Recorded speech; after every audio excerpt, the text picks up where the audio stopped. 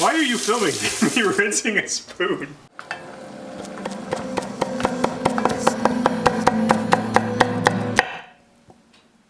Hi, I'm Phil. Welcome to Pretty Good Cooking. Pretty good. Tonight on the show, with a nod to our English friends, we're putting on the kettle! We're not making tea, we're just boiling water. Sorry. We're gonna make a vegan dinner. Oh boy. There's like, I wonder what the percentage, how many vegans are in the world? John? 12. Okay, so for our 12 viewers, because we have a 100% of the market share of all the vegans in the world, they'll be thrilled for this recipe. This is a golden lentil soup. It's very healthy. I'm going to show you something kind of cool that I've not done before. Hopefully it works out. I'm going to make cashew cream as the imbuer of creaminess to this dish. It's all vegan, it's all plant stuff, no animal shits. I've not had it before, but I think it'll be good. It's basically a spiced lentil soup with vegetables. And one of my coworkers suggested it, and then she ate it one day and it smelled good. So I was like, well, yet another subset. Shout out. Marlena might show up. She might be here at some point. I think she's on her way right now. All right, here I got a cup of raw cashews. I'm gonna put them in a bowl, and then I'm gonna put boiling water on that bowl. Well, actually, I'm gonna put them on these nuts, and I'm gonna let them soak for about half an hour. By softening them up, I'm gonna whirl them up with some, I'm gonna give them a whiz, and hopefully the product is a frothy liquid with a, you know, the main characteristic of creaminess. We are actually multitasking, which is not too uncommon for us. We're also filming a sunflower seed episode, so I got a pot of sunflower seeds here, and I bring this up because you could use sunflower seeds instead of cashews. It'd be a lot cheaper than cashews. Cashews are expensive, very expensive. All right. So while we're waiting for the kettle to boil, we mentioned the weather. That's something that people do when they make small talk. It's kind of dreary out. It's time for soups. And on that note, I should probably start drinking. That was just tea, also known as stage whiskey. Oh, I think I'll have a bourbon. Real whiskey. But tonight I'm drinking Wild Turkey, not 101. It's just so much more mellow. Like Wild Turkey 101 is just like a kick in the balls of your soul. And this is more like maybe just a soft tickle. The kettle's ready! You can hear or you can tell by its cries of distress. Looks great. All right, on with the show. Since we're gonna chop some vegetables, I want to give a very special thank you to Breadington Frothing Slosh. One of our patrons, a fine fellow, he sent me a birthday present. It actually was an extremely nice knife. Here it is. It's a Boker Damast. So it's a Damascus steel knife. We got sent a much cheaper version of this, and it was pretty good. So I imagine that this is gonna be really good. Look at that, really pretty knife. I truly have the fear of new knives. Like no matter what knife it is, I'm always like, oh, I'm gonna die. Very easy. Oh my God, it feels so dangerous. It's that. For really nice knives and some cheap knives. Hello, Marlena. What's up? Yeah. The seeds are simmering, and I'm just started the soup. Okay, bye. Bagels McVegan is en route. Okay, the metaphor I was talking about, it's just like it's so terrifying. You put it on the food and it almost like cuts itself. And so I just always imagine like a finger, and I'm just like, zoop! This knife just like wants to cut things, and it's so scary. Too much power for one man to yield, or wield rather. I would yield to this knife. If this knife was like trying to make a left turn and I was trying to make a right turn at an intersection, I would yield to this knife. Gosh, that is nice. Is it true? Oh yeah. Let us know in the comments below. Here in a Dutch oven, which we've got warming up, gonna hit it with some olive oil. Gonna let that heat up. Got some garlic cloves. I'm terrified to smash them with the knife for fear of chopping off my whole hand. But you know, I guess that's what do they call that? The work hazard? Are we insured? I'm gonna go with 5 cloves of garlic. I'm gonna give it a little chop. Not gonna get close to my fingers. Okay, well I'm not dead yet, so that's good. Pop my my onions in the pot. My onions. And onions shrink when you cook them. It's like the opposite of hot dogs. That plump when you cook them. Here's my garlic, which may be a little bit premature of adding, but I'm not too worried about it. It is soup. It's forgiving. Forgiving soup. That's nice. You know, I really should have set a timer for both of these things. I totally forgot. So we're gonna have to kind of eyeball that, aren't we? Probably been like 10 minutes. Yeah. All right, onward to carrots. I'm gonna go with 3 carrots, which I'm gonna dice up into soup bites. I'm cutting the carrots in half, and I'm taking that half, and I'm cutting it into quarters, like so, being careful not to impale my hand. Dangerous. It is. And then the bottom one I'm just doing in half. Or 1/3 and 2/3.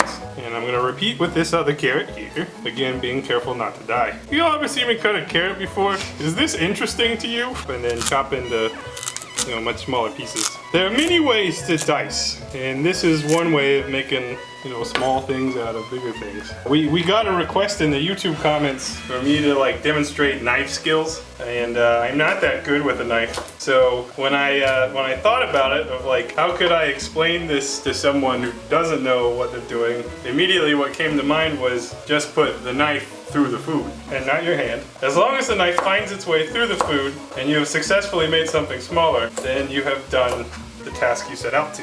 Okay, I'm splitting the celery, 2 stalks. God, I'm just like terrified. I'm gonna just lomp it off. Someone sent us a slap chop. I don't want to slap chop. I broke one once from slamming it too hard. Were you angry? No, I was excited. It's time to add the vegetables we chopped. Because the onions are looking a little bit more like Dunions. I'm gonna stir them up, give those a saute. All right, while those are cooking, I'm gonna continue to prep other stuff. This is chard, which I never had before. I haven't really messed around with chard. It's one of them leafy greens that's supposed to be good for you. So I'm gonna chop it off the stem here. Some of it looks a little junky, but you know, that's what you get when you don't really look at the things you buy. You don't have chard, you could use kale, spinach. My guess that's like 2 handfuls, probably like 2 cups. Set that aside. I'm gonna make vegetable stock. My preferred way. Vegetable stock. Vegetable stock. I'm gonna give some bloobs and some blobs. Silence, you dog. And then we're gonna run the hot water and we're gonna mix it up. This is really the way to do it. It's pretty scientific. I just can't with those boxes of stock. So they're like $3 a box. They taste bad. They don't taste good. This should taste way better. And if you just get some concentrate, you save some money. Okay, we got the stock prep. Man, what a tidy episode. We're just like doing everything ahead of time. I haven't f***ed up anything yet. Probably should knock on wood for that. I guess I didn't set a timer. That was a small snafu. Okay, it's time for spices. There's 3 spices in this. Thyme, cumin, and turmeric. Here's the thyme. Give it a big sprinkle. The turmeric is what makes this soup golden. That's where it gets its name. This is the cumin. Gives it a nice flavor. Here's that turmeric. A little bit dry, no problem. Probably about 2 tablespoons of each, I'd say. 1 can of tomatoes, diced tomatoes. These are small ones. I love tomatoes. Okay, next up are the lentils. We're gonna add about 1 cup. Lentils also plump when you cook them. There they are. Finally, we will add the vegetable stock. Gosh, gee, finally we got to putting it in. And we'll give everything a nice stir and turn up the heat. And we're gonna get this to a simmer. We'll let it cook for about half an hour. So once that comes to a simmer, we will cover it, let it go for a while, and work on other things. I think I might need to add something else. Hold on. I'm gonna add 2 cups more water. And surely we will salt this at some point, but I have not done that yet. We'll be back. I'm stirring the soup. It's been 20 minutes. It looks like food. Okay, we'll let that keep going. Just keep cooking them. We'll be back. Okay, here we have the soaked cashews. They're soft now. Probably an hour, honestly. And you know what I'm thinking is maybe we could blitz it up with the same liquid. I bet you that'd be good. So we'll drain it. We're basically making cashew milk, cashew cream. Cup of water. It's a 1-to-1 ratio between liquid and cashews. And we're gonna blitz it. Gotta really whip it up. Oh God. Okay. Okay, so you can see, oh, it's very thick. Thicker than it even looks. Oh, it tastes like cashews, no surprise. But it's very creamy, that's awesome. Huh, that's how I feel about that. Okay, over here, we're gonna pop in our Swiss chard. Bada boom, bada bing. And we're gonna hit it with a black balsamic vinegar. Like a once over like that, maybe a teaspoon, probably what that was. And this is, once you got the chard in there, it's gonna become very hearty. And then even beyond that, we're gonna add the cream of cashew, and it's gonna be heartier.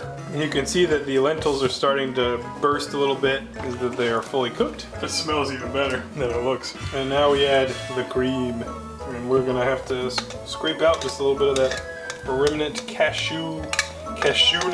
And we'll mix it all up. Gosh, that looks pretty darn good. So we are gonna cook this not too long, just enough for it to marinate together. Lid off at this point. We have it on very low heat, and we're really just letting things incorporate. But I am gonna pepper it. Freshly ground pepper. What's it? Sugar and Jake? Sugar and Jake, if you still watch the show, I still use the pepper grinder you sent us like years ago. One of our earliest sponsors, or donors, I guess. So we're just gonna let that probably go 5 minutes or so, and it'll be done. Okay, soup's up, folks. This looks incredibly healthy.